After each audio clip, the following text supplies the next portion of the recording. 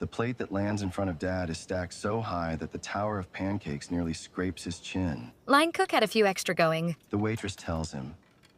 There are still curlers stuck in the front of her hair, but she twirls the back with a long fingernail. I threw them in before they could go to waste. You are a real sweetheart. Dad squints at her chest, making a show of looking for her name tag. But nobody's eyesight is that bad, and after a long moment, the lady playfully hip checks his shoulder. Stop that. She tells him. I'm Dot. A pleasure, Dot. Dad tells her. Now tell me, you got honey anywhere in this fine establishment? I've got a hankering for something sweet. I'll see what I can rustle up. She says.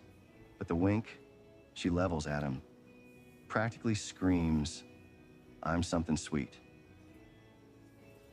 By the time she's sashaying back toward the diner counter, my own much sparser plate of eggs and bacon has gone stone cold. I dig in anyway, hoping a puddle of ketchup will help things out. This diner's a shithole. Dad says through a mouthful of pancakes. Why couldn't we go to Benny's? It closed. You're kidding. That place is a freaking institution. Not after Benny put a bullet in his own eye. Damn, Dad whistles low, and for a second he's quite lost in some distant thought. that guy owed me $200. Jesus Christ. Got some honey for you, hun. Dot's back and she's got wordplay. She plunks the jar down in front of Dad and smiles. Can I get you anything else? We're good, I say, mostly to remind her that I too exist. There's no red-lipped smile for me. Dot just glares and flounced off, and Dad buries his laugh in his Mount Everest of pancakes. You got away with the ladies, kid. I've got one or two ideas. Paige's voice is a whisper in my ear. I get by. Yeah? Anyone you got your eye on right now? Dad, That's a yes. I didn't bring you here to talk about my love life. Why did you bring me here? It's a flippant comment, but Dad's eyes are piercing over the rim of his coffee mug. He knows something's up. He's known it all along. And he was right to be suspicious, too. We don't get breakfast. We're not that kind of a family. But the thought of saying what I'm about to say in our house just felt too, for lack of a better phrase. It felt too close to home. I'd needed some distance, a little bit of removal, something to make it less personal and more procedural, which is why I'm currently poking at scraps of stone-cold eggs, while Dad faces down a Mount Everest of pancakes. The other night, you said you had a line on a job.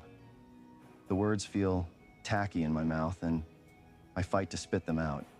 Dad's face hasn't shifted a millimeter. I did. You said 10 grand for you, and if you had a partner, how much would they take home? How much would this partner need? I've done the math, added up the eye-watering price tags for recording fees and travel, and patted in more in the pie in the sky.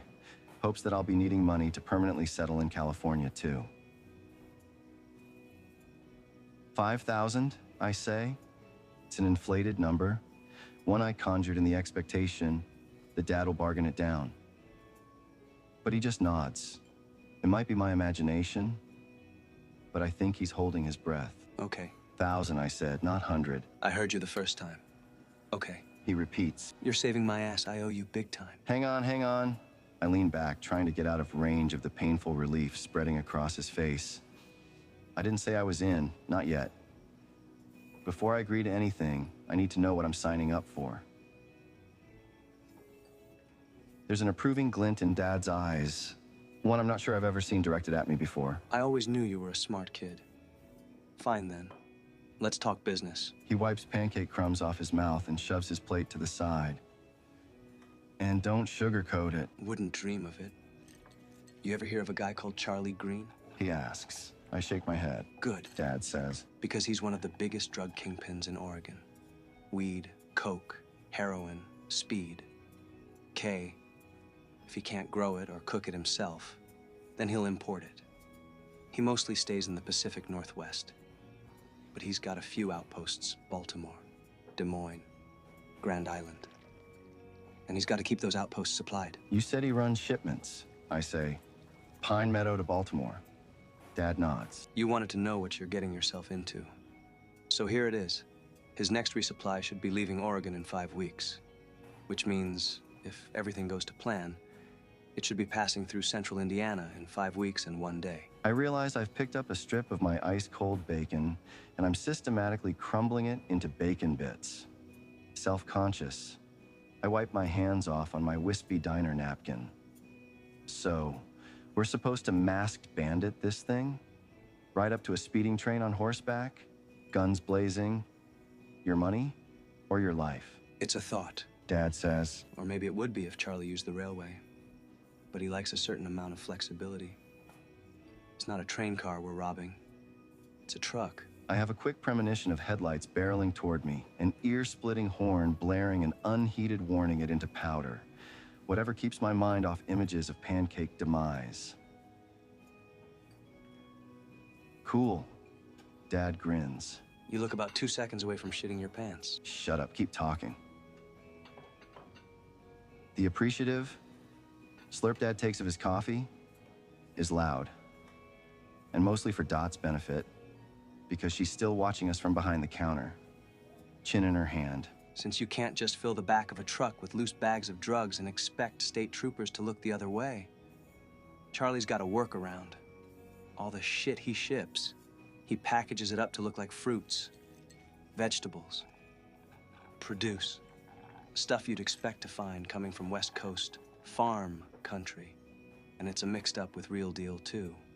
Which means, to preserve the illusion and to make sure your weed isn't dropped off in Baltimore in a giant tub of moldy carrots, Charlie's got a fleet of tricked out refrigerated trucks that his guys use to make the drive. They keep the air circulating, keep everything chilly and fresh. The smile on his face grows. They're called reefer trucks. They're not called reefer trucks. I wouldn't lie to you. He lies. These trucks pick up the main line in Oregon, but once they're out of the mountains, they clear off onto the local highways.